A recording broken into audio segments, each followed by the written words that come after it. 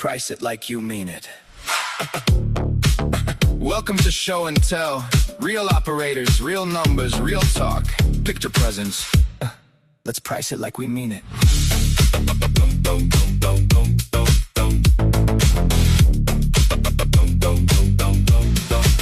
You pack the booth, you check the case, you load it up before daylight breaks. The backdrop lights the cables too. A client text at 1:45. You answer briefs and change the art. You calm the nerves before the start. Then someone says, can you come down? Like all that work was never around. But time is time and work is work. The unseen hours still make it worth the drive, the setup, final frame, the follow-up, the file's the name. You're not just renting out a screen, you're making moments people keep. So let the number tell the truth. There's value in the work you do. Not just the booth, not just the night, not just the gear beneath the lights. Say what it costs, say it with pride. Your best dates only happen one time. Price it like you mean it. Make the value clear.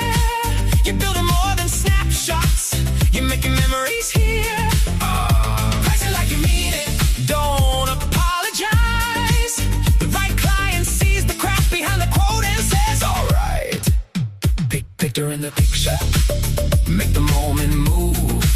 Better experiences, better stories built for what you do. Pictor in the picture. Keep the work in view. Bring the wow, bring the workflow. Make it feel like you. The data gives a starting line, but it can't tell you what is mine. A median price can show the floor. It doesn't show what clients pay for more. A 3-hour booking, sure, that's fine. But what about your travel time? The staff, the edits, custom skin, the creative thinking built within. You can quote a number, hold your breath, or leave the room with confidence. Say, here's the experience we create, and let the package elevate. The corporate room, the wedding day, the brand that wants to stand away. They're not shopping only for a prop. They want the energy never to stop. At the hours, at the care, at the things that got you there. If they ask, can you do less? You can answer without the stress. Price it like you mean it. Make the value clear. You're building more than snapshots. You're making memories here. Price it like you mean it. Don't apologize. The right client sees the craft behind the quote and says, all right.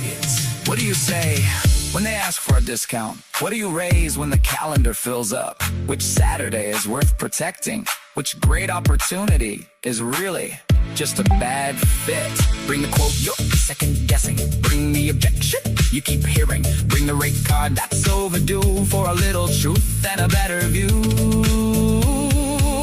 Chris Meyer's here, no smoke, no spin, just practical ways to help you in. From BoothCamp Create to the Zoom room floor, we're talking through the work that's worth more. No slides for slides, no giant pitch, no magic formula, no overnight switch. Just honest talk from folks who know what it takes to run a real live show.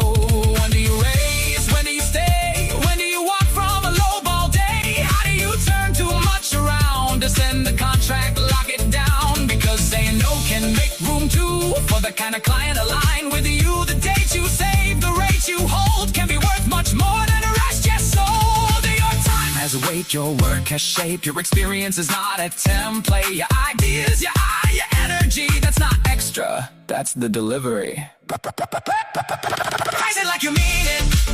Make the value clear. You're building more than snapshots. You're making memories here. Price it like you mean it.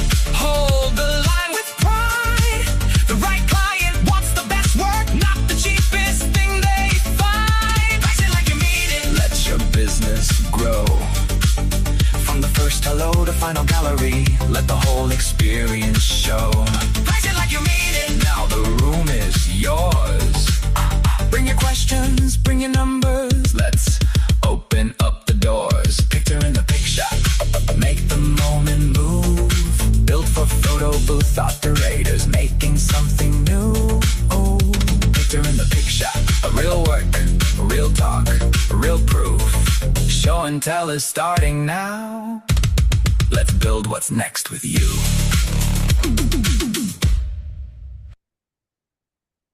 Hello, hello. How is everybody today? Doing well. How are you? Great, thank you. If everyone wants to turn on their camera and just say hello real quickly, and then we are going to move into the conversation with Chris, and we'll turn off our cams. So, hi everyone. Hey Louis. Hey Eva. Hey, Hey Chris. Hey Kayla. Hey Rick. Louis, are you going to PBX Europe? I know you're in Portugal. we're not planning on it this time. Gotcha. But we have some tickets for you if you want to come. I'll message you after, okay? And same goes Awesome. for Thank you. anyone else who is in Europe or planning to go to PBX. Drop in the chat. We have some tickets to give away there as well. Cool. I'm going to go ahead and share my screen again, and we're going to have some folks coming in. The Q&A is open in the chat.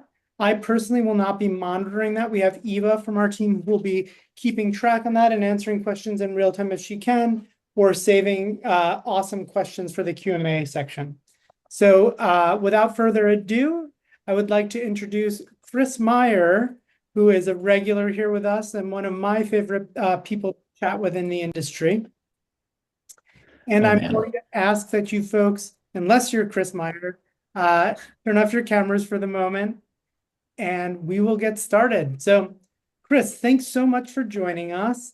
Of course, Um, man. and let me just, Eva, if you could bop off any other existing cameras that are on, that would be great. I just want to introduce Chris. And Chris, most of you probably know, that's probably why you're here today. Chris has worked in the industry for quite some time and in many different capacities. I will hand it over to Chris to introduce himself and tell you about what he is currently working on, and we'll go from there. Sure. Thanks for having me. If I'm one of your favorites, you need to raise your bar a little bit, buddy. Also, that song was just a banger. Like We were that's up so good. super late last night with the producers. We had Max Martin. We had all the Scandi folks working on it. So glad you like it. It was literally like the whole time I was just like, there, this is the truth. This is the truth. This is the truth. This is the truth. Dude, that was great. That was the highlight of my morning so far. Yeah, so I've been in the industry for this is year 23. I'm started as a photographer first and then been boothing since 2011. I kind of dipped my toe in the water. And then we really started to hit it hard in 2012.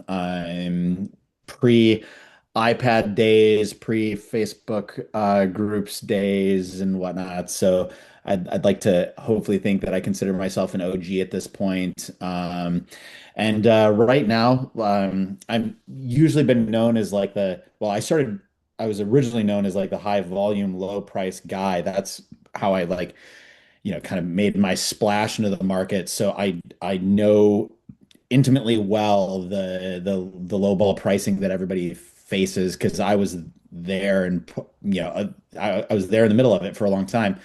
And now we're very fortunate. We have like five or six legacy clients that we work with, and that's it. I don't even have a website, and we'll do maybe 600 grand this year. And I was only working like I've only been working with my business for about 90 days now. I was working with another company based out of DC as their national sales director. It was a good time, but time to leave and be back to my own boss. So excited to be here and talk pricing and education has always been near and dear to my heart. So I'm excited. So I agree on all of those fronts. And one of the things that I've liked about Chris is if you ask Chris a question, you will get a straight answer. He's not gatekeeping anything. You may not like that answer, but he will be very honest with you about what he thinks. Something he didn't mention is a lot of the Facebook communities that you're in every day, correct me if I'm wrong, but photo booth community, you started that, correct? correct. Right? Yep. Cool. And so I think a lot of us spend a lot of time there. So you may not realize that's a legacy from Chris. And in keeping true to what he just said about education, Chris also runs BoothCamp Create. For those of you who've been to any of the photo booth industry events, whether it's PBX or other, you know that each of them have their pros and cons. I'll speak very briefly. I'm not getting paid to say this, but what I will tell you about BoothCamp Create is that there's a lot of intention that goes into it. and all of the speakers and activities are chosen very specifically. Honored to be one of them last year, thank you. But I learned a lot by all the other people who are there and presenting, right? And it's a more hands-on experience. And while you may not have a showroom floor like you do at PBX, you do get to see a ton of gear, and you get to meet a lot of the people making the software like Pictor, or the hardware like OrcaView. So definitely something to put on your radars. And I believe that's coming up in February. Yeah, we're right before PBX, same as last year. Gotcha. One thing before we go into pricing that I thought was really interesting. I think I saw that you're requiring people to stay in the hotel where the event is happening. Is that correct? Correct. Yep. Yep. Cool. It's included in the package and whatnot. And one of the biggest pieces of feedback that we got is how valuable networking was. And so to me, it's hard to, build that community and that sense of togetherness while everybody's like, well, I should probably Uber back pretty soon versus like, hey, I just can pop up to my hotel room. So Yeah, awesome, cool. I think that's neat. And I think that goes into an example that sounds very tiny, but how intentional that decision is. And Chris willing to leave food on the table for some people who don't want to do it that way, right? And Yeah. building that community sometimes is a little bit of a heavy, takes heavy-handed decisions to make sure it self-selects. So cool. Very neat. Yep. We'll have you on as we get closer to that so we can get a little bit of a preview for everyone as well. So the main event, who here by show of turn on your mics and yell, woo, or in the chat uses a CRM? Woo! Woo! Yeah, woo, Sure right? do. Okay. If you're not using a CRM, that may be why you're not having to charge so much, because they're typically expensive. We at OutSnapped, well, just one step back. I think we have mostly regulars here, but I'm Nicholas. I'm the founder of Pictor. One thing that's special about Pictor is that it's created and run by a photo booth company. It's the only software on the market that is. And my photo booth company, OutSnapped, does use a CRM. We don't currently use one of the ones that's big in the industry like CheckCherry or BoothBook. We use HubSpot. And we've actually, because I'm a crazy person and have access to a dev team, have been working on our own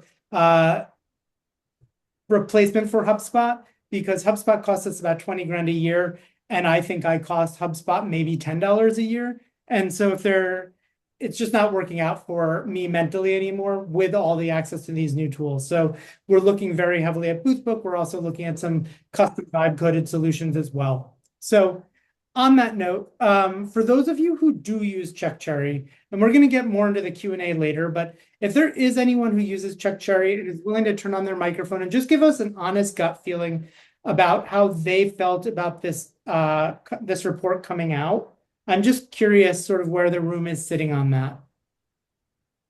Yeah, I'll go ahead and speak up. Hey, Rick.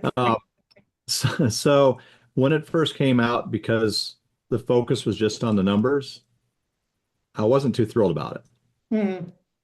Mm-hmm. And my wife actually talked to Judd for dang near an hour on this.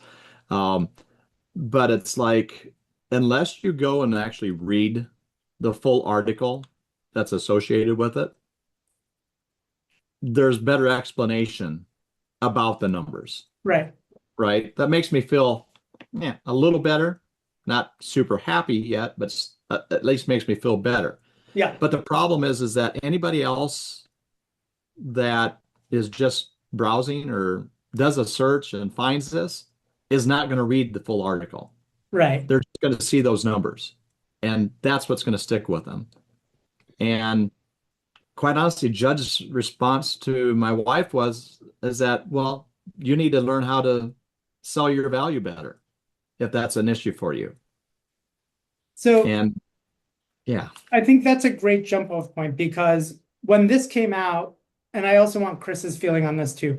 When this came out, I was not shocked that it was done. I was shocked by the data, right? And I think if anyone's read the article that we at Pictor wrote in response to it, it's these numbers seem low to me. I think everyone can be doing better. At Pictor, we want you to be doing better.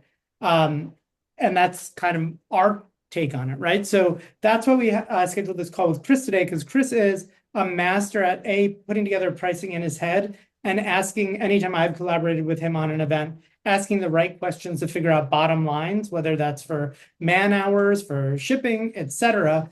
And I thought he'd be a really great person to help people just like think out loud about this stuff. So Chris, first off, do you have any gut feelings on the fact that the data was shared? I think we do need to address it because I was really, like I said, people were really taken aback by that. And then also any feelings on this median booking number of $681? Sure. So I mentioned this, when we were getting warmed up. When it first was released, I didn't really like think much of it, to be totally honest. Other than seeing the numbers and being like, seems super, super low to me. But the more I looked at it, the more I was like, okay, well, if they're using, even if it's anonymized data, the data still doesn't belong to them in that capacity. So that was a persnickety moment for me, and I didn't like how that was shared. But my most important thing was that, okay, you have the data exists, but it's how the data was deployed. For me, I would have come at it and said, 90% of the photo booth industry is missing out on $1,000 an event. And here's what the top 10% of performers are doing that is different than what the median is doing. So for me, it was not about the yes, I do not like at all the fact that the data was made public in general, but it could have been positioned in a vastly different way. That if I think that if Chuck Cherry had come out and said the average delta between the top 10% and the median is $1,000, here's how to make more money, Right. nobody would have had an issue with that. Yeah, I didn't feel very thoughtful how it was done, and I don't quite understand, I guess, ultimately what the point of the statement was, right? And I think Right. that's where it started sitting wrong. That being said, I'm happy that the data exists. I'm obviously not reflected in it because we use HubSpot. Right. And if HubSpot were to release something like this, I mean, they're obviously not photo booth industry, but we'd be on the bottom percentile of that because HubSpot is, for multi-million-dollar companies. But I really think the point is, right? Like top 10% of the bookings are at 1642. Median booking is at 681 here. And they're likely offering, I'm not going to say the same value, but very similar value, right? Right. Value proposition. Cool. Anything you want to add on that before we pop forward? I think that generally speaking, that looking at the numbers that Check Cherry provides is the same as putting any weight on like something that the Knot provides. It's lowest. Nothing against people there are people that are running excellent businesses that use Check Cherry or Boothbook or any of the other DJ event planner. There are people that run excellent businesses on those, but I think that largely speaking, it's the lowest common denominator for people that are looking to completely automate their sales pipeline, that are not doing, crazy custom bids, those kinds of things. And so I think that maybe artificially depresses what that number is. And if I think that the only way to get like real information, I was pretty sure that didn't Ishmael used to have like a photo booth report thing that he was doing that was kind of like open to everyone? Yes, he did. I haven't seen the data in a long time. And I think one of the Yeah, things same. also like that's skewed, and I'm about to also share a link in the chat to a poll that's also the QR code that we're sharing. I don't know where it is on your screen, where you can knowingly include information that you are okay with us sharing about your 3-hour Yeah. rate. Yeah. But these are always going to be skewed by the data set, right? So I'm not speaking about who uses CheckJury, who uses Boothbook, etc. The customers may be exactly the same, they may not. I know our company, like I said, is not included in this data set because we use HubSpot.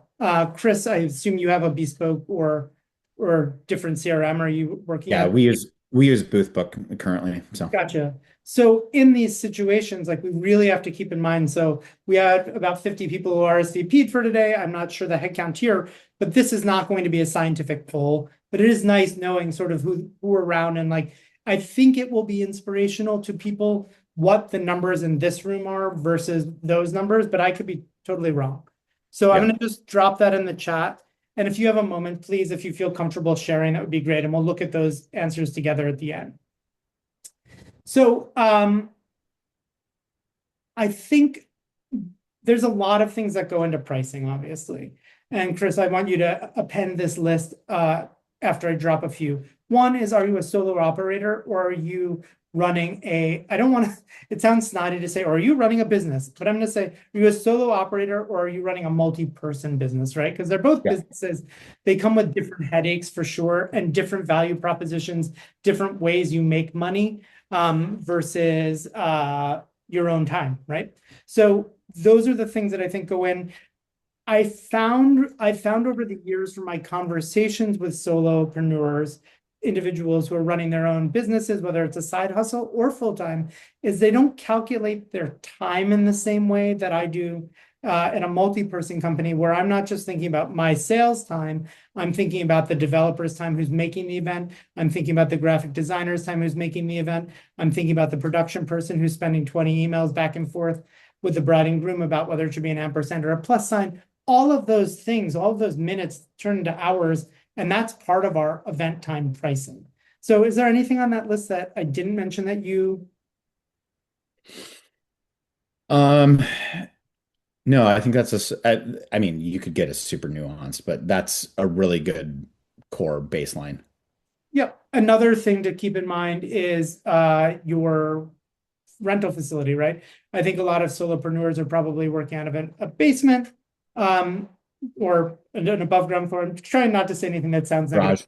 I wish at times I was running, sorry, OutSnapped staff, if you're listening, I wish I was running my own business, because then I only have to feed myself, right?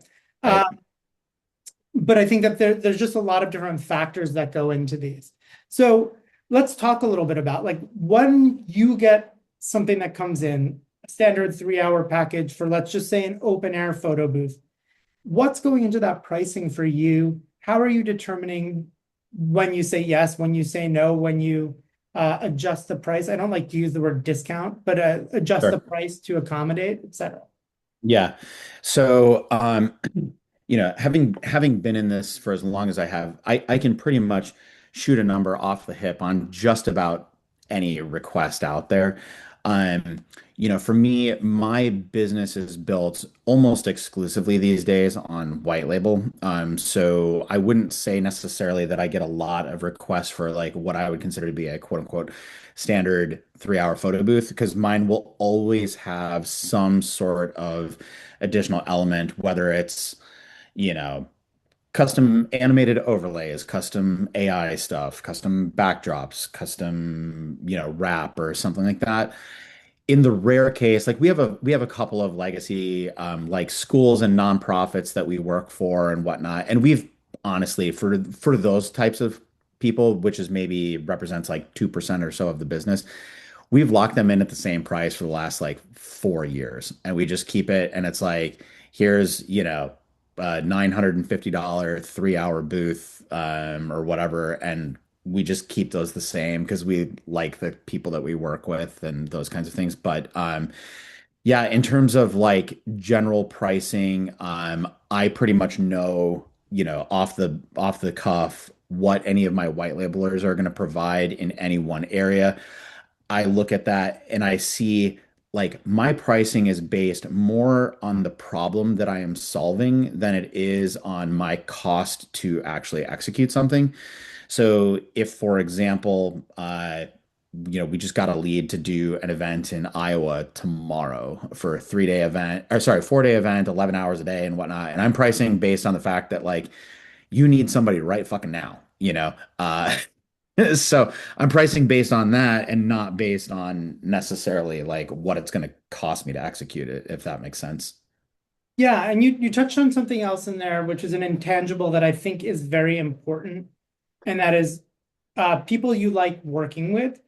Mhm. Obviously probably costs a lot less than people you don't like working with for the obvious reason. It's not because you just dislike a person, it's because they make your life miserable for a week leading up to the event, right?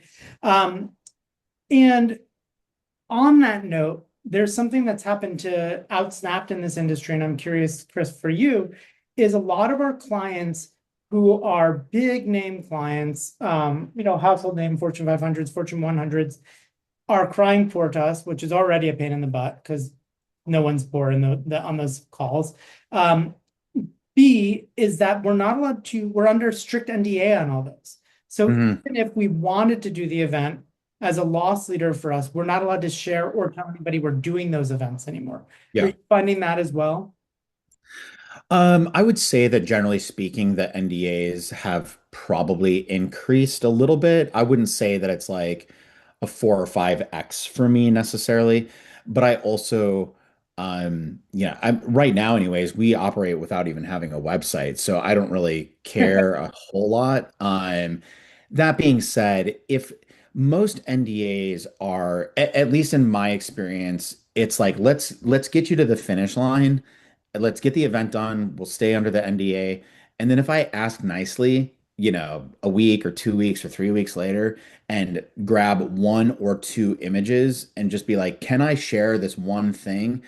Even if it's just like, I'll remove the logos. I don't need to support you or whatever, if that's the deal breaker. Yeah. But if I'm just like, oh my God, I love this image, or I need to use it in a pitch deck or something like that, most of the time I get them to say yes to those small asks first.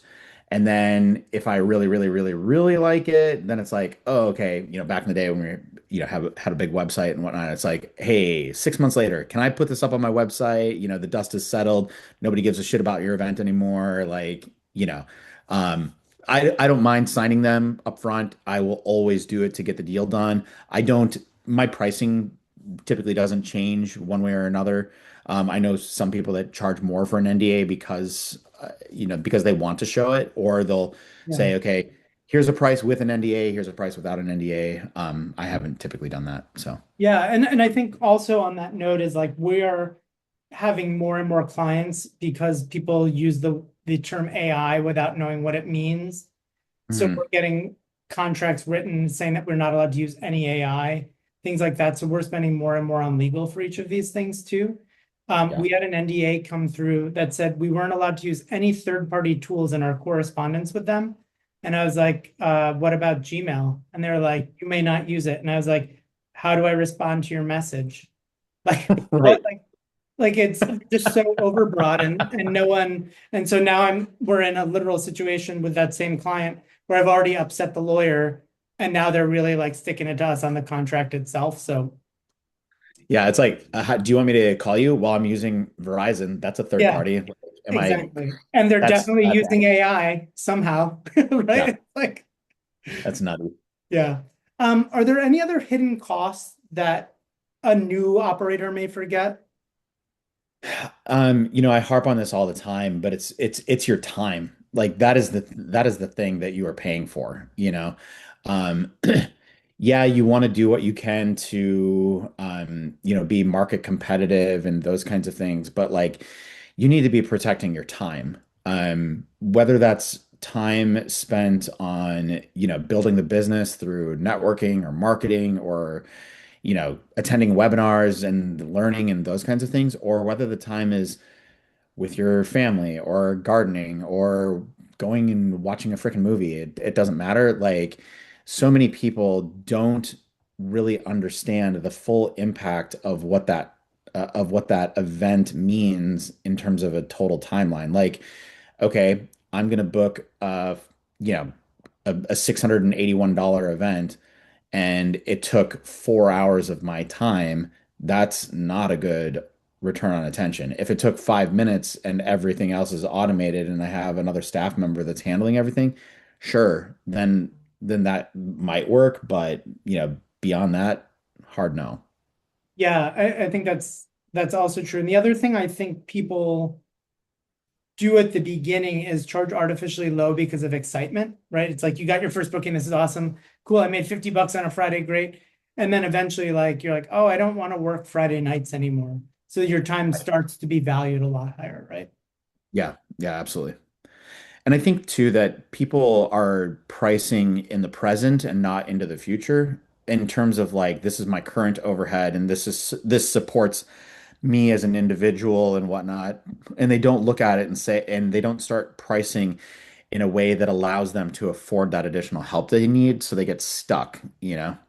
Yep, agreed. And you've also trained your clients and customers on your initial pricing. Right, right. Um, so we touched on this a teeny bit at the top, but like, what do you think accounts for that difference between the median number and the top 10th percentile and what was published?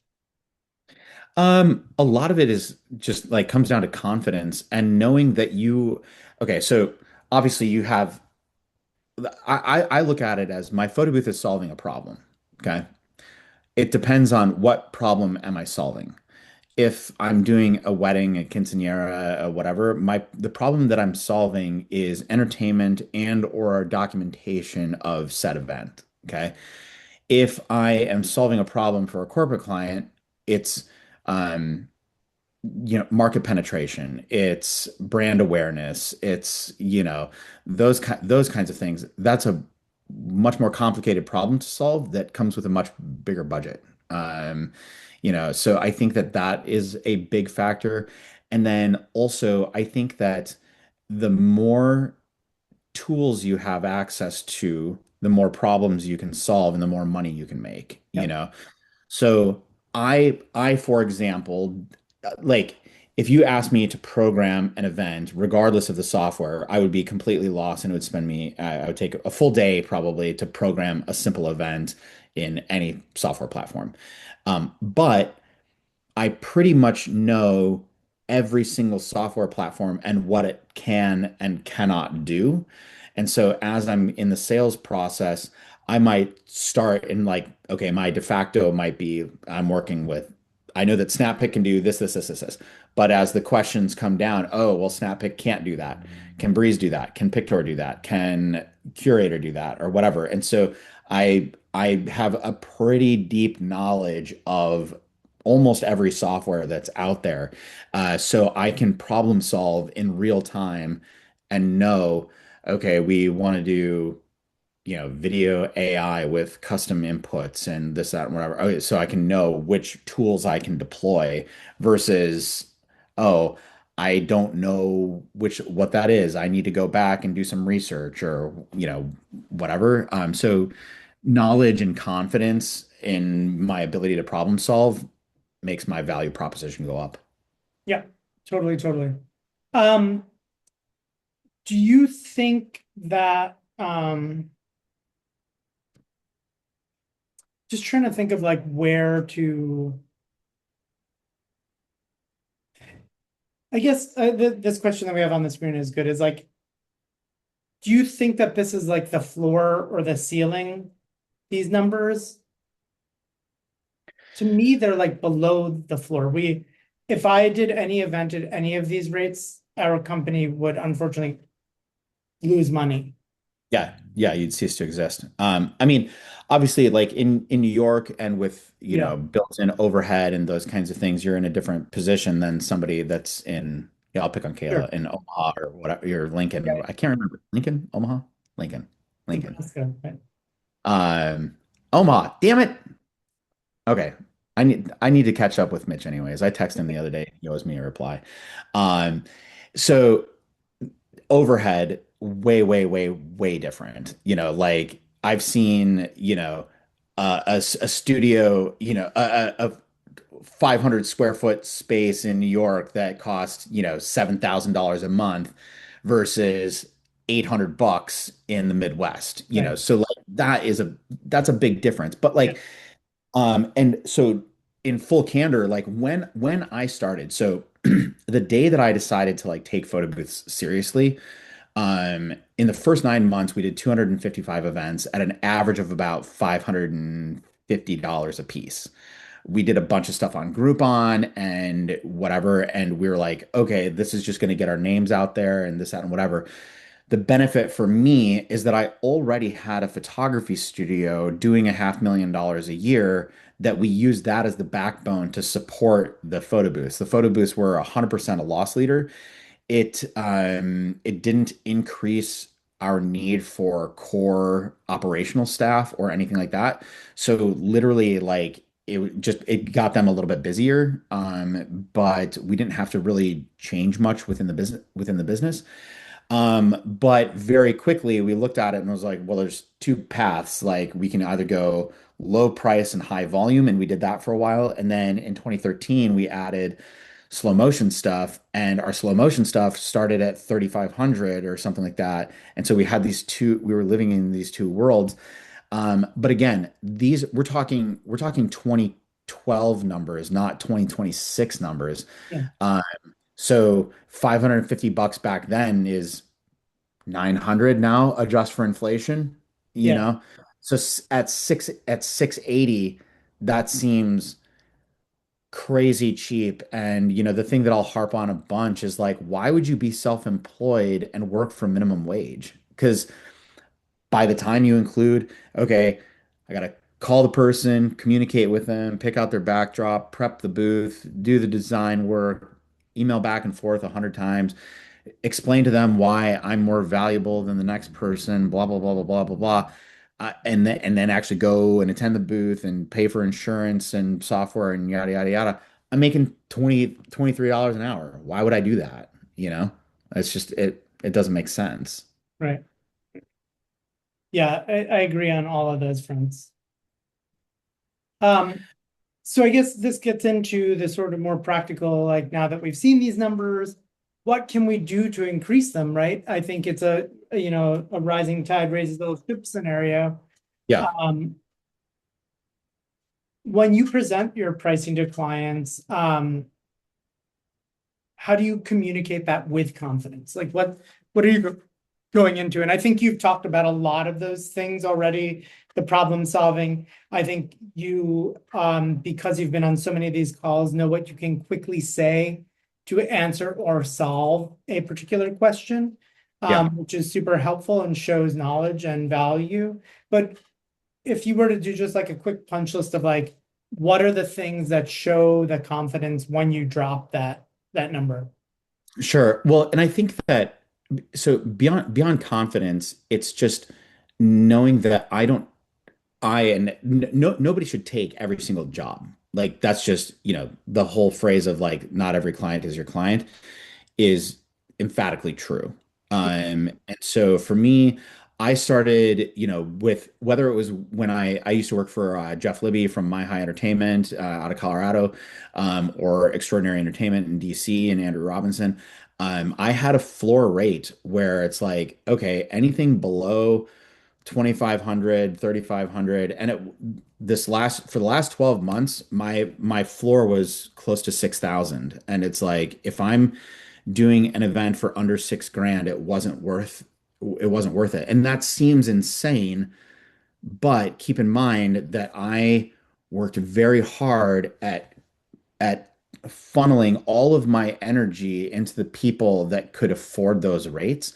So am I doing weddings that have a budget of $20,000, in total? Absolutely not. And all of my focus was corporates, brands, activations, trade shows, multi-day, multi-city events. That's where all of my time and attention went to, is in those things, because I know that they had the budget that was worth my time. And everybody's going to be in a different position. Like this is going to sound like I'm speaking Japanese to people that have been in the industry for a year or two that don't understand that market, and those value propositions, and that those budgets even exist. So I think that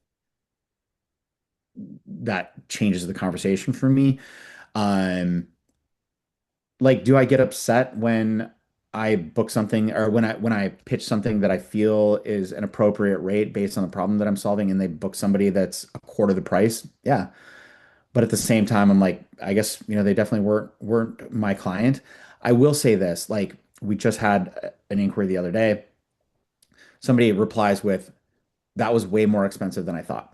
And this is a response that we all get. And of course, like I will always ask, where are you trying to be at for budget? Because I want to preempt this conversation. If your budget is $800 for something that I think is worth 9,000, I don't even want to continue the conversation. Let's just cut through the chase. Let's just cut through the bullshit and just like, are we going to work together or not? Inevitably, oh, well, we don't really know. Bullshit. Yes, yes, you do. You might not have a finite dollar amount. So I will position that and say, um, in your past experience, what have you spent for this type of thing? Okay. That's another way of saying, what are you going to spend? And I'll follow up with, hey, we have options ranging from $1,000 to $100,000. Give me a bucket. Give me a radial button of what kind of, do you want to spend 1 to 2? Do you want to spend 3 to 7, 7 to 20? Like, what's expensive to you? And if somebody comes back and says, man, that's way out of our budget, I jokingly always am like, well, you said you didn't have a budget. Obviously you do. So I'll just reply with, hey, let me know, where you were trying to land for budget. Um, I'm not the right fit, it looks like. I'll make a referral, Yeah. and if I can, great. If they come back with something that's obnoxiously low, I'm just like, hey, sorry, I don't know anybody that will work in those rates. Best of luck. If it's like, oh, they were expecting it to be 8,000 when I'm at 8,500. Yep, discount, done. It's, hey, you're a first time client. I'm happy to offer you a price concession for this one to land the deal. Yeah, absolutely. As long as it's reasonable. Yeah. And that's a great point. So that leads us into the, can we get a discount, right? It's like, I think it's so interesting, the concept of haggling over price. Like there's certain places where it's customary. You go to a flea market, it's weird if you don't haggle. Yeah. You go to a store. If I'm going to buy a bicycle, I say, excuse me, sir, I like your top of the line bike, but I'd like to pay the bottom of the line price. Like it never Right. happens, right? Somehow on our sales calls all the time, what happens is we agree on a number and then they come back and say, hey, we want to move forward and we have half the dollars we just agreed to. And you're like, Mhm. okay, well then let's move forward with something else, right? You Like get half the talk thing. about what's Yeah. possible. Right. So where are you on just the word discount? You had mentioned discount, but you also then said concession, which I think is an interesting nuance. Do you use the word discount, or if someone asks for a discount, like how do you? No, I'll say price concession. And this is also like this is I'll try and keep this succinct, but like you'll never see me ever use the term CEO or owner or anything like that in terms of like how I label myself. It's always national sales director, because I can use that as a stopgap. And if I want to like pause and just take a breath, I'll just be like, hey, let me see if I can get a price concession. Because I'm not the boss, you Yeah, know. Kim's the boss, obviously. So I'll just, hey, let me see if I can get a price concession. Hey, you know what? Unfortunately, I wasn't able to do that. If this is your set budget, I can change these things. I can remove these things to hit that, and then we're good. Or unfortunately, if you need everything that we've previously talked about, I have to be at this rate. Um, Again, if somebody is reasonable, if it's if it's a slap in the face and it's $8,000 and they have $4,000, I'm not going to do it. yeah, But like we just had one recently.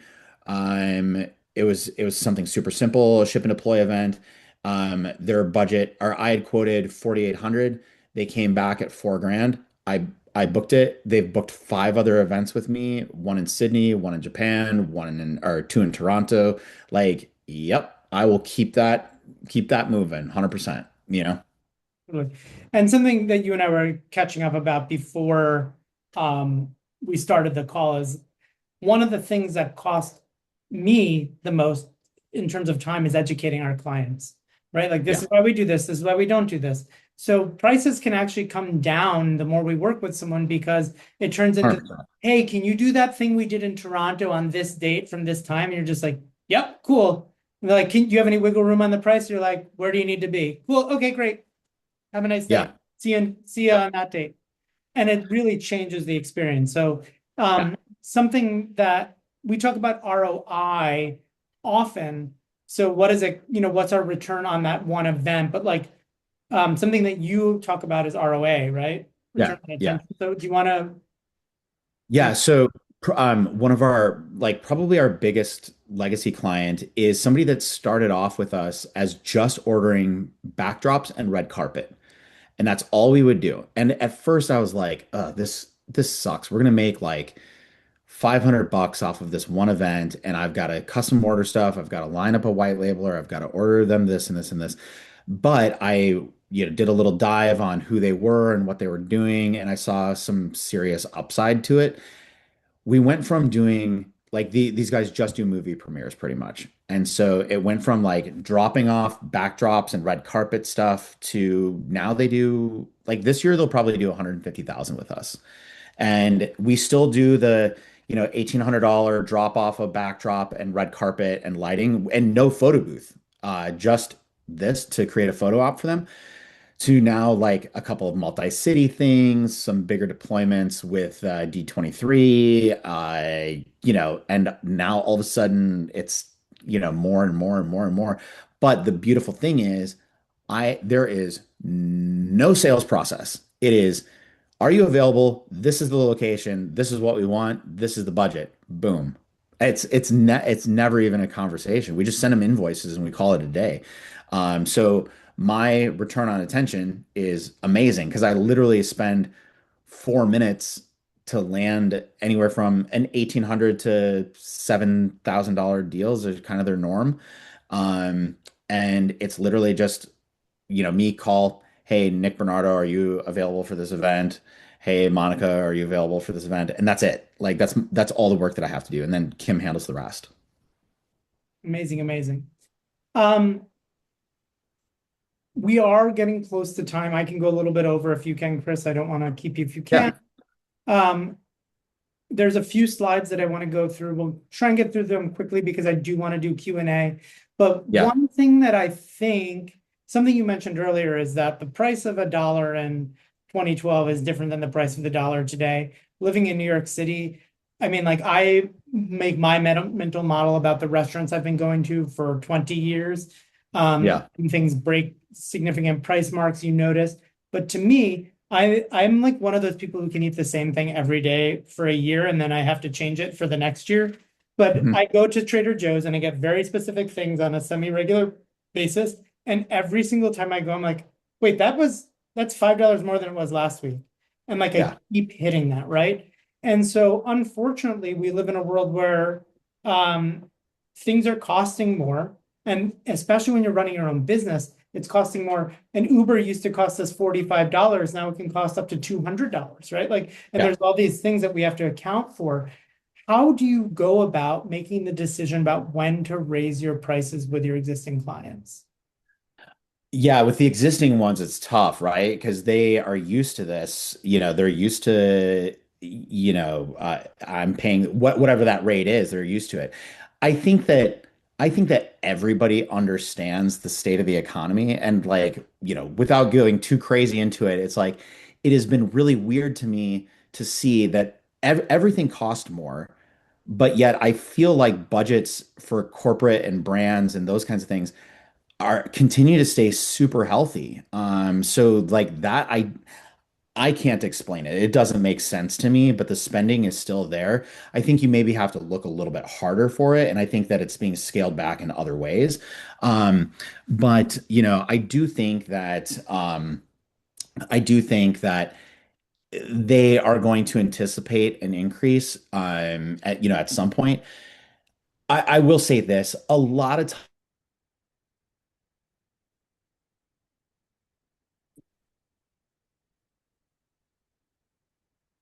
Did we lose Chris, or am I frozen? I never know. It's a hard thing to. There's Chris. Okay. We lost Chris, yeah. Okay. Chris was like, the meaning of life is 42. But surprisingly, you didn't get stuck on a weird face. Like on Zoom, when you get stuck, it's always like, yeah. Sorry, you were making a great point, but we lost you before the point. So if you want to, where did you lose me? I would go back to the beginning because I don't know where everyone lost you. Unless we lost you again. Now we do have the awkward look. Yeah, we got the awkward look. Well, while we're waiting for Chris to come back, I will say that in the year 2026 is the first year in 10 years of OutSnap's business that we did not raise prices. And that was not because we didn't want to, but because I just don't think that the market would allow for it. And the New York City market, we're experiencing things a little bit different than what Chris said. We have people, like I said, at these very large companies coming to us with cut budgets.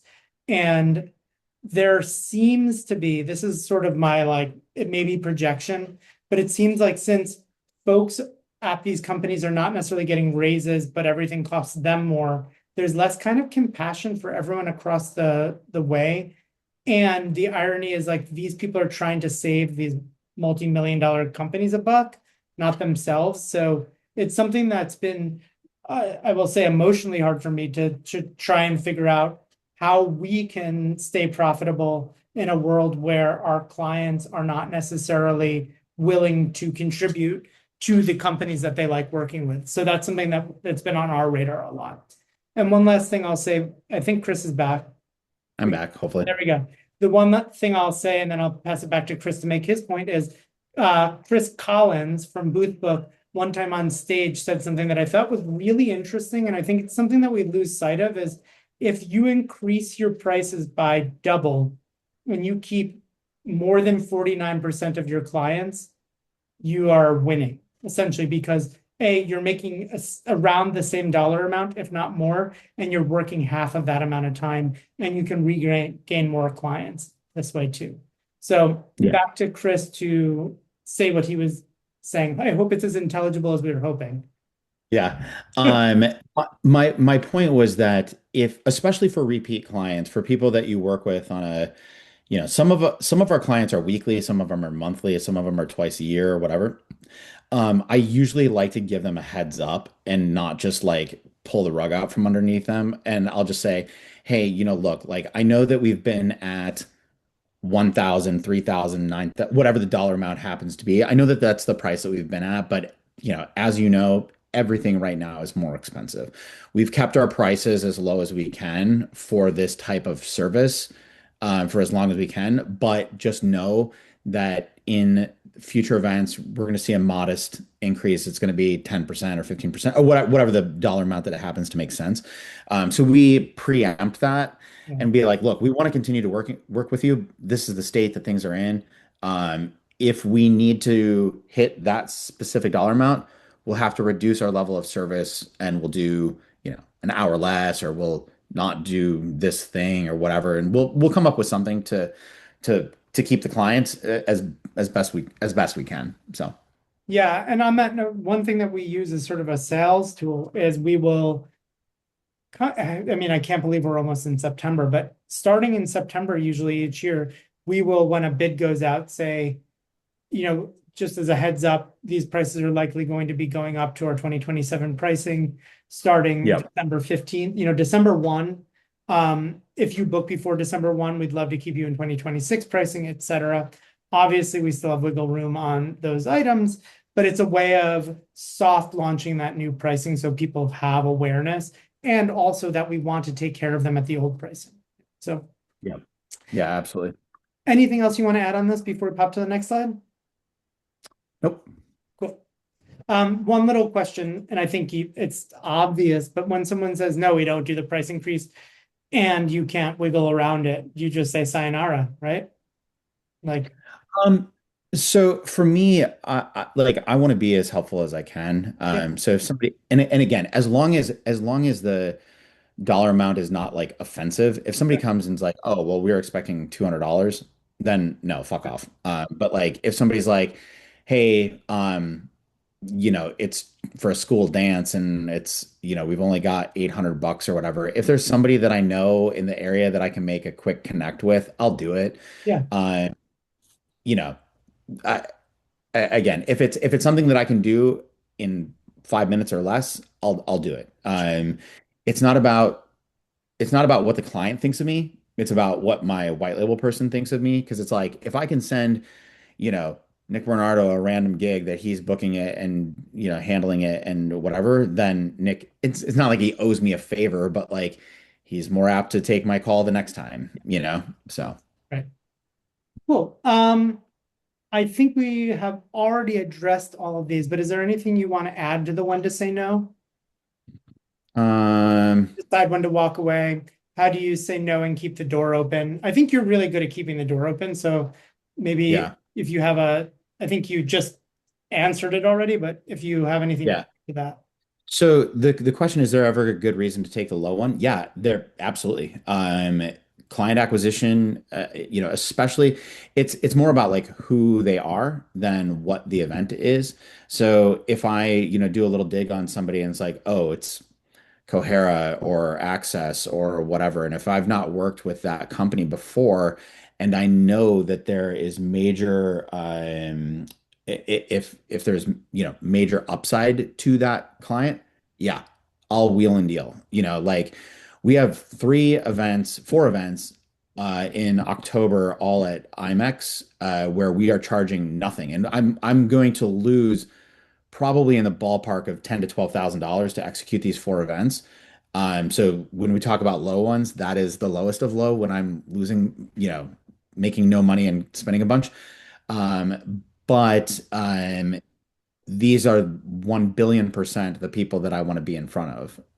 So I am happy to, spend money on acquiring the right type of client.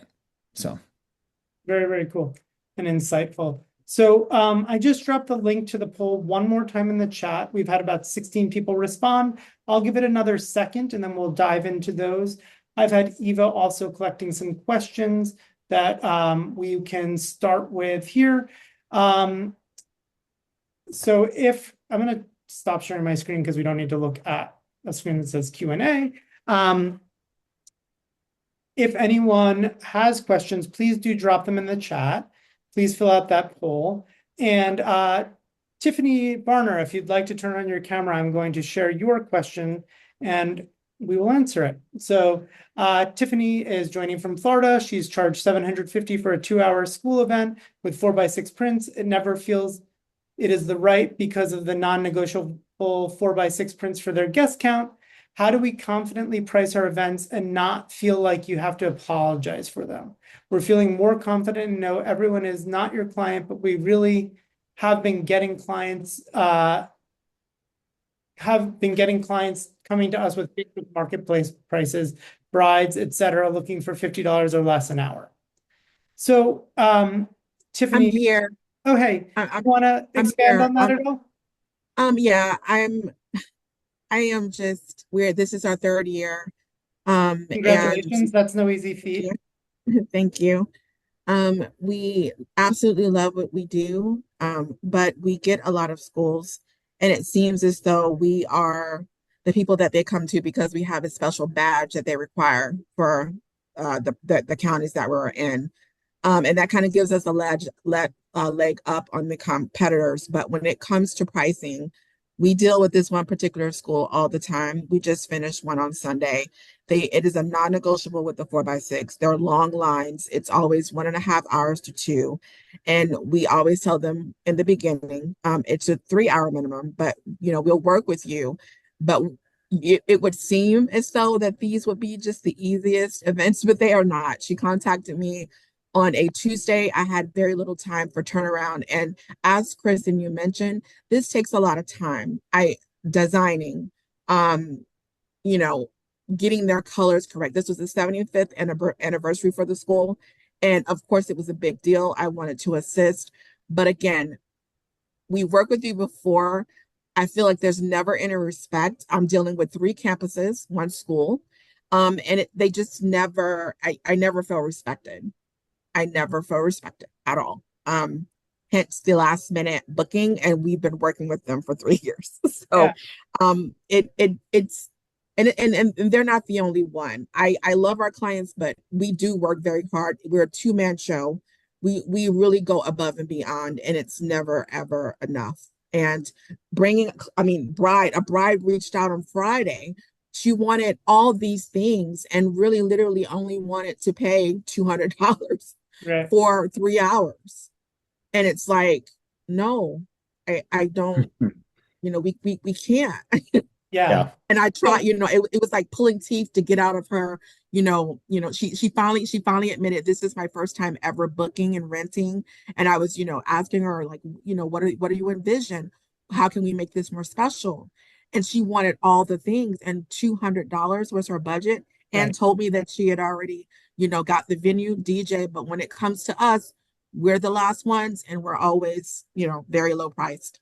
So a few things. Also, Zach just chimed in the chat. Just because someone wants something doesn't mean they can have it, which is A, Right. true. B, there's two things you touched on there. One, the school, it sounds like there is someone who is professional and is responsible for booking this stuff.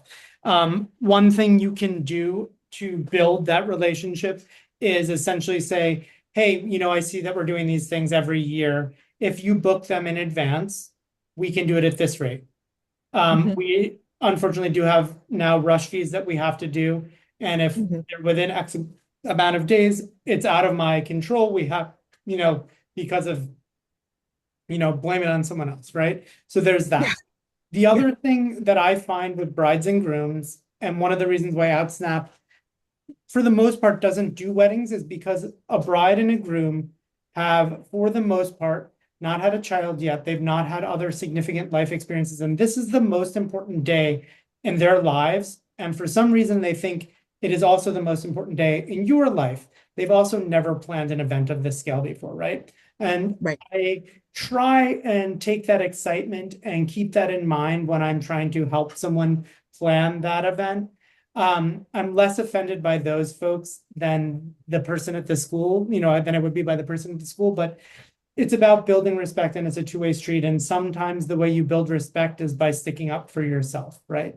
I have found that people will take anything they can take, and that's how it goes. Chris, how would you handle building respect with a client like that?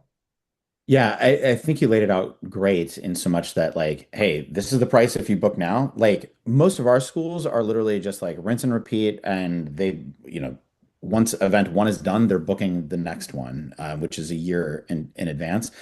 So I think that like you said, if you book now, we can plan ahead, and it's going to be this price. If you're booking inside of 2 weeks, here's your FU price, your PITA, your pain in the ass fee, and whether that's rush fees, or we have to move staff around, or those kinds of things. Those are all legitimate reasons to increase pricing. And guess what? Like, if I am always of the opinion, charge enough to make their headache worth your time, Right. If they are a truly huge pain in the ass, guess what? Your photo booth now costs $2,500. And if you say yes to that $2,500, then yeah, I'm excited because now I can go, you buy a new handbag or new shoes, or a You quick guys have little. to see Chris's handbag collection. Yeah. Oh, yeah.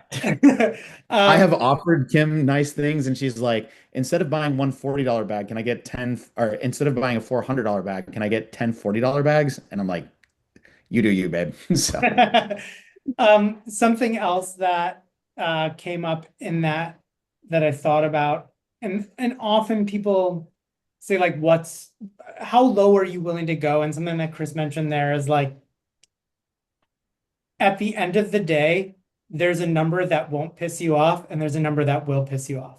And if you're resenting the work, I think I can just leave it at that, right? Like that's where you can find your personal value. And that number is probably higher for a lot of you than you would expect it to be. And so for years, so I set my hourly rate when I was still an event photographer, and this goes back to 2010 or 11, $250 an hour. And I just, for the first time this year, gave myself a raise, because I was like, wait, I haven't changed this in 16 years. Like, when I think about my time, it's worth more than $250 an hour, right? Because there are times where I have to show up in an event and things like that. So Tiffani, I think the answer really ultimately ends up being, A, congratulations on 3 years in business. That is no small feat. And B, the number that's going to make you happy. And the only way you can get that number is if you continue to ask for it and set up in a way that you can get it. I do have the ultimate hack though for people that want more schools and that don't want the headache, is long-term leases. Just lease a photo booth to your school for 6 months, 9 months, a year, whatever it happens to be. Set a dollar amount, and then that school can sit there and deploy it year freaking round. Okay.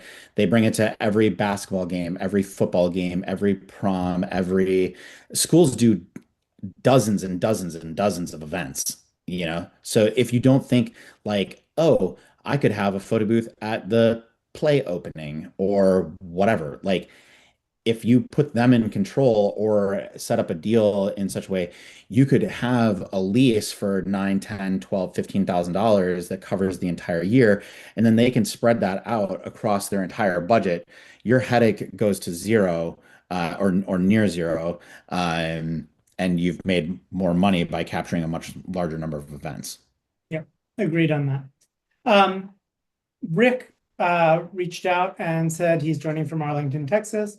And he wants to know how you get more companies that have realistic budgets. This is a great question, and I would love to know the answer too.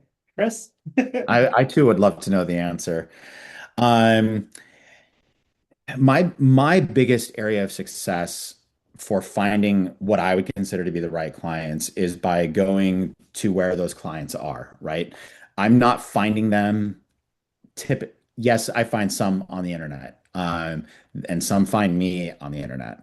But where I have found the lion's share of my clients that continue to stick with me and me with them is trade shows, expos, and conferences that are focused on those types of people.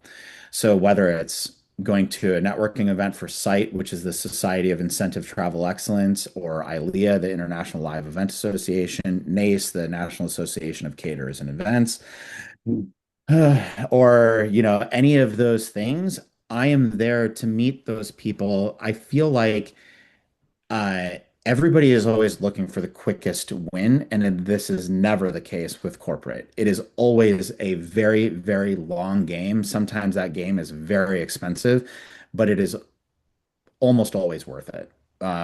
So networking events, trade shows, expos, conferences in your area that are bringing together that big group of people. That's where I go. Cool. Thank you. Chris said, a lot of my clients simply want a fun photo booth for entertainment. Often the person inquiring is an admin or a receptionist. How do you show them possibilities that they don't know existed without overwhelming them?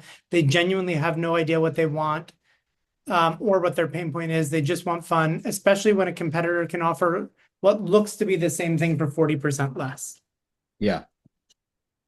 Yeah, it's a huge problem, right? And then also they're not the decision maker, their boss is, and so you end up having to sell that person twice, which is highly annoying. A lot of times, like, those might not be the right clients. If the juice isn't worth the squeeze, on to the next, I also think that it's fine, right? Like people oftentimes want a simple photo booth for a simple thing, for a simple dollar amount and whatnot. That's okay. That's not, there is a time and a space for that as long as the sales process isn't overly burdensome to you as the owner and the as the main operator. If you can close that deal and get it done in an hour of your time, sure, maybe that seven, eight, $900, $1,000 event makes sense. If it takes you 9 hours to close it and arrange it and those kinds of things, nope, just say no. Yeah. And you can usually gut check it pretty quickly, Chris. Like if you're having a conversation with someone and they're straight with you and they say, this is my budget, this is what I want, I don't know what I want, what are my options? You can say, and one thing that I always try and qualify is like what Chris said is like, well, these experiences can start at 2,500. They can go up to 100,000. I know that's a wide range. Where did you see yourself? And just as many times as you'll have someone say the low end, you'll have someone give you a number higher than you expected them to say. So that's why that range is always really nice. And that's why I'm never like the price is X. It's like, oh, you want this? Depending on some particulars, you're looking between like 19 and 28,000. I know it's a wide range. What have you already set aside to invest in this part of your event? Cool. Yeah. Right? But many people don't know. It's the boss said, hey, we have an event and this just happened yesterday. Yeah. So 2 months ago, they reached out and I had a chat with them and I gave them options. And she's like, perfect. Took to the boss. We were written off. Someone else came in. We came in at around the 1250 mark of what they wanted. Yeah. And I said, want to go lower? We have that. I always use the analogy, you can buy a purse at Walmart, you can buy a purse at Winners, you can go to New York and buy a purse. Right. What are you looking for? Most of them said, I don't know. I'll take this to the boss. All right. Now I've done corporate sales. I love talking pain. But in photo booth world, there's not a lot of pain with people who don't understand it because they're just like, I don't know. I just need a photo booth for this little event that I have. I don't know. So anyway, so I lost that one. I reached out to the boss and I said, hey, what happened? And she told me, and I'm like, oh, so they came in at $500 cheaper than us. I'm like, okay. And I'm like, what equipment? So they sent me the proposal. It's the same freaking equipment that I have. So I'm like, okay, well, next time. So I talked about the experience and, how do you make guests feel? It's not about a piece of plastic and cameras and blah, blah, blah. It's like, how do we make it feel for them? And she's like, oh my God, that seems amazing. Yesterday or 2 days ago, they reached out and I said, and we had a talk and they're like, oh, the other guys are $600 cheaper now. I'm like, ouch. These guys do a lot of events, but we can't do those events because I have a full staff and I know who they are and it's a side hustler. Easy for a Saturday between 11 and 2 to go out and make $600. Yeah. I mean, the reality though in that situation too is I will find a nice and funny way to say, well, that's interesting. I mean, you're talking about how cheap they are, but you still keep calling me. Like, do you want, do you want to work with us or do you want to work with them? If you're happy with them, like if you're happy with Walmart, like by all means. I was telling Chris earlier, he and I were chit-chatting. We had it was 40 events, 8 photo booths per event. They were pretty upfront with us about their initial budget. And so I was like, okay, I would typically charge more for this, but we can do it at $253,000. We had a handshake deal. This went on for 2 months of us back and forthing and getting everything ready. And at the 11th hour, when it comes to contract signing, it became very clear that they had taken everything we had given them and shopped it around. And they said, oh, we have a quote for $53,000 for everything you've said you would do. And I said, okay, well, to me, that doesn't sound safe, but if you like the person and you are satisfied with that quote, like, please go forward. And sometimes I'll make a joke and like, and if you end up being happy with them, please do give us their name because we can hire them for future events, right? To like work for us, blah, blah, blah. I try and be funny in these situations. They're awkward. The reality is, in this particular situation, the gear alone for this event would have cost me more than the number that the other client came in at. And then so they started writing me back and being like, oh, well, we really want to work with you. Can you get closer to this number? And I shaved a little and they kept doing it. And I said, like, I really enjoyed chatting with you up till this point. If you're serious about working with us, these are the numbers. And if you need to be in the price range that you're bringing to us, please move forward with these other folks. Like, it's not fair to string them along and we're not going to be able to come close. And I was a little bummed because he didn't even respond to that email, but that's life, right? But for me in that case, I was like, we've emailed like 10 times since you said this and I'm not budging and you just keep asking me to budge. So like, shit or get off the can, right? And you want to keep the door open for the future, but what are you keeping the door open for if someone's just going to be disrespectful or take your time, right? I have a good solve for that too. What did you say? Said I have a good solve for that Yeah, too. what's that? So if they say, okay, I just lost a gig to somebody that's a quarter my rate, I'll just reply with, that sounds great. May the odds be ever in your favor. And just say, by the way, here's my emergency rate if they bail on you. Nice. And that 250 now becomes 350. Yeah. And I think, sorry, go on, Chris, were you going to say something? No, I don't want to hog the room, but I want to talk what Chris was mentioning about agencies. We are an ad agency, so Yeah. we're very similar to there was someone in here that did very similar. And we've been around for about 8 or 9 years where we added photo booth to our business. What we're noticing more and more from our agency's account, where we basically white label for their behalf. And a few years ago, this was not the case. And we work with a lot of major companies across Canada. What's happening, and it started last year, very similar to what you were talking about, Nick, and we're getting more and more requests. for photo booth technician only. No production, none of this, and it comes down to price. And I priced one out and I lost it, and I'm pissed off, and maybe I should have treated it as a loss leader. But the other rate was just so ridiculously low. And I talked to them. I'm like, dude, we've done events for like 4 years with you guys. We're like your go-to. They're like, yeah, Chris, you got to start dropping your rates. And I'm like, what the hell are you talking about? He's like, these guys came in so cheap that we had to do it. And I'm like, dude, I have a van downstairs with a full backup equipment that can be deployed in less than 15 minutes should something go wrong. And I have a team of people to keep the energy going. And they're like, do what these guys do. They're going to get the work unless you beat it. And I'm like, I have to take away the van. I have to take away the backup. I have to take away this and this and this. And they're like, yeah, sorry, we're going with the other guys. Yeah. We're seeing more and more of price pressing where they're just needing equipment and operators. And they don't even care if I send a seasonal vet in. And I'm like, okay, do you want someone with good lighting skills? They're like, as long as it's cheaper than the other guys. Chris, we love working with you, but you got to drop your rates. And I'm like, I'm busy. I can't do it. So I'm playing the tough game. I'm like, I can't do it for these bigger accounts. And bigger accounts only is about 20% for us because we're in a very, very small market, but we do work across Canada.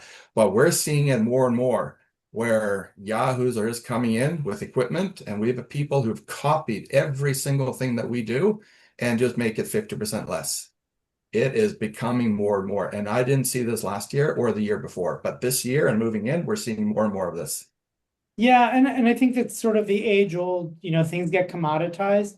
What I think also we've seen cycle-wise, and Chris maybe jump in on this, is that those folks will go out of business because they don't know how to run a business, right? Like you can work 500 events, and if you realize one day that you're not making money, you have to raise your rates too, or you go out of business, right?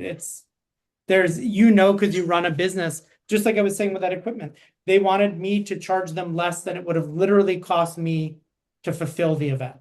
There's no world. So, Yeah. But I hear your frustration. Chris, do you have anything to add to that?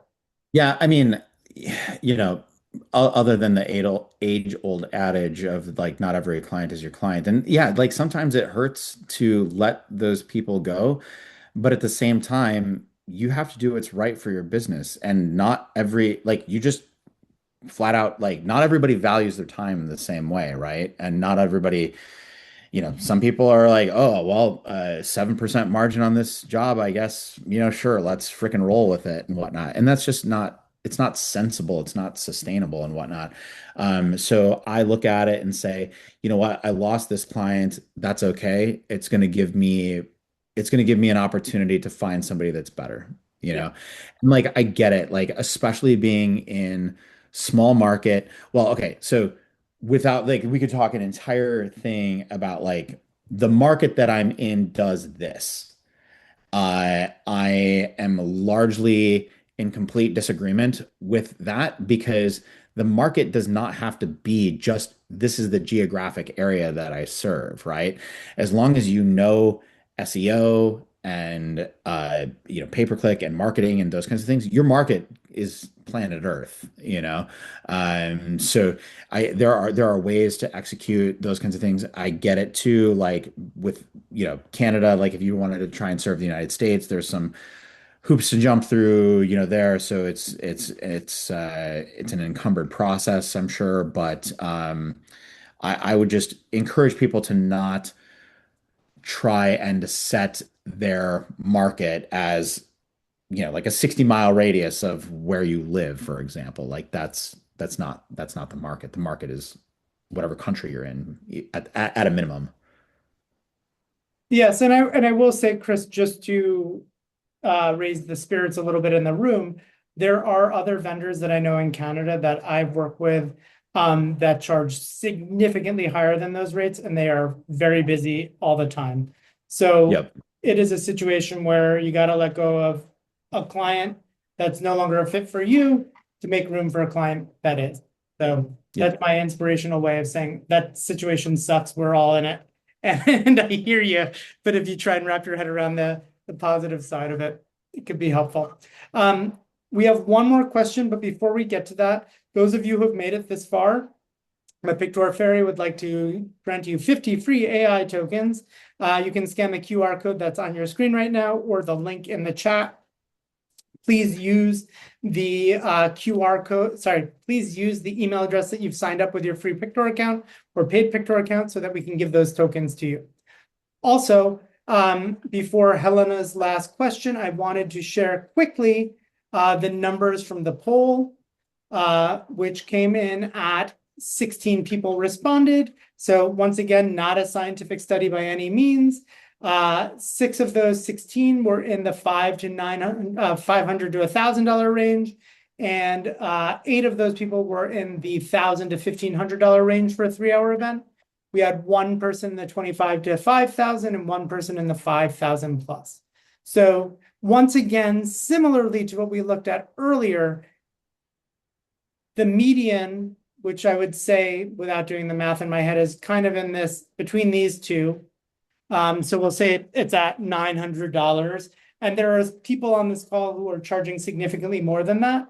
So there is room to raise your prices. Once again, obviously, it's going to depend on the market you're in. It's going to depend on your other financial situations, et cetera, et cetera. But this information is pretty similar to what we saw coming in from Chuck Cherry. Chris, any quick thoughts? I'm not the 5,000 person, by the way. You're not? Did you answer? Huh? I did. Cool. Yeah, I wanted to be included. I'm the 2,500 one, I think. Gotcha. Cool. And then once again, here is that QR code, and let's wrap up. Helena, if you're still here, you feel free to throw on your camera, and I will ask your question for you. How did you get more school bookings? Avoid weddings, but for real, I'm not in Florida. However, I do love to get more school bookings. So I think Chris actually touched on this briefly. 2 things. 1, he offered that really good idea of the install. 2, you have to be in the same place that those people are making those bookings, right? So if you go to the local events where people who are booking photo booths for those schools are, that is how you meet them. You can cold call the schools, you can cold email the schools, but you have to be shooting the fish in the barrel that you want to work in. It's really, so that's a very bad metaphor for shooting fish in a barrel. But if you're shooting the wrong barrel, you're not going to get the right fish. What I was trying to more eloquently say. Chris, anything else that you would like to add on that? Can you get that foot out of my mouth? Especially like I think for schools, like find a way to do something for them for free, right? So they've got a teacher appreciation, they've got PTA meeting, they've got, some sort of, like, if they're hosting a fundraiser of some sort or whatever. And also, like, number one, not every school is going to be the right school to go to. And so if we say, first we have to say, I want to do more schools. Then you have to say, which schools do I want to do? So, like, let's start with private schools, because guess what? Private schools have money, private schools have sponsors, blah, blah, blah, blah, blah. But, like, if you start off something, be like, hey, we want to build a relationship with you. My kid goes to your school, my niece goes to your school, I graduated from this school, whatever, like, find a common denominator to help get your foot in the door. And then, yeah, I would do one at no cost.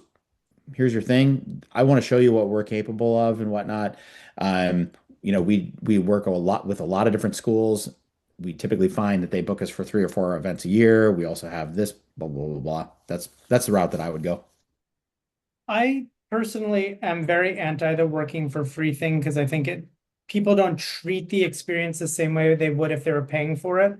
However, I do think of it as an advertising cost in that sense. And if you found a repeatable model there, something that people don't think about when you do an event for quote unquote free is that your acquisition of a large client, if you're going to, for example, show at a trade show where people who book these things for schools go, you're going to be spending $10K minimum to be on that floor, plus your banners, plus your this, plus your that, your travel, your time. So if you think like in advertising, it's like kind of more simple when you're just like, okay, if we have a Google ad, I'm willing to spend up to 10% of the booking to get that booking, right? Which may be a number that surprises people. If you're doing a $60,000 event, you're likely spending $5,000 to make that initial investment in that person, which surprise also has to go into your pricing, right? You're not charging $6,000 less. You have to increase your pricing by the cost of acquisition. So those are things to think about as well. Agreed. Cool. Awesome. Chris, thank you so much for being here. I think on this next slide, I have places where people can find you. So bootcampcreate.com. Chris is all over Facebook. If you need to ever talk to Chris at 2 a.m, for some reason, he's just there waiting for you on Facebook. So No, I'm not that. I'm sober now, so I'm not on as late as I used to be. Gotcha. Any last thoughts, Chris, that you want to share with folks? No, I will say, like, I try and be relatively accessible. If you have but with the caveat of like, if it's a question that can benefit the world, like the world of photo boothers, post it, tag me. Like, I am happy, and I will always reply to those. If it's just a DM or whatever, I'm less inclined to do that. I either don't see it or I don't pay attention to it or whatever. But if you tag me in a group someplace and be like, hey, Chris said this, or Chris, I want your opinion on this, it's a good topic of conversation, I will 99.99% respond to those. Yeah, and I think that's actually a really good point. Is it's great to do these in the communities, because while Chris or I may not have the idea or the answer or be working in the same part of Florida or other things, people can really chime in, and we're really lucky to have these active communities.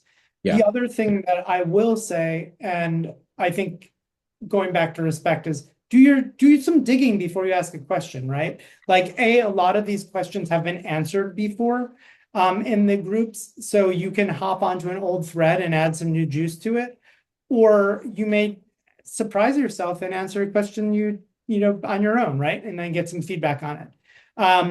There's the age-old questions that pop up in the groups all the time, and we've all seen what happens is like, which iPad software should I use? It's like, do you have Google? And now you have, ChatGPT. Yeah, right. The one that's right for you. And then also, Right. kind of goes for the hourly rate too, because those things are going to really be dependent on where you are in the world, what those prices are, how your business is set up, etc. Cool. I thank everyone for joining us. I know we're all very busy running our businesses. I thank everyone for the great questions. I hope they were helpful to everyone else. I thank Chuck Cherry for inadvertently giving us something to talk about. And once again, just big thank you to Chris for joining us today. Of course, man. Play from this will go out hopefully by the end of this week. We usually do a little light edit on it. We had a lot of people asking about the song. The song will also be in the replay. You can listen to it there. And what I always like to say from the Pictor side is we literally cannot wait to see what you create. It is the most exciting thing for us to see people playing with the software, posting what they're working on. I'm very also excited to tease that we, for those of you who don't know how development works, there's dev servers, staging servers, and live production. We have been working tirelessly for almost a year on V2 of Pictor. It hit staging from development on Monday of this week. I've been playing with it. We're launching live events with it internally, and we are battle testing it. We are aiming to share that with you at the very beginning of September. It is so exciting. We've taken so many of your feedbacks into account on this. So thank you to those folks who are in the room, Louie and Mitch and Kayla, and those folks who are consistently telling us what they need. We are a photo booth company making the software. We know what OutSnapped needs, but that doesn't mean that we know what every one of you needs. So please, we have support. You can mark in there, let us know, feature requests, etc. So more on that in the next few weeks. Thank you again for coming. Thank you, Chris, and everyone have a wonderful day. Thank you. Thanks, buddy. Thank you, Bye. guys. Bye, everyone. Bye. Bye. Bye.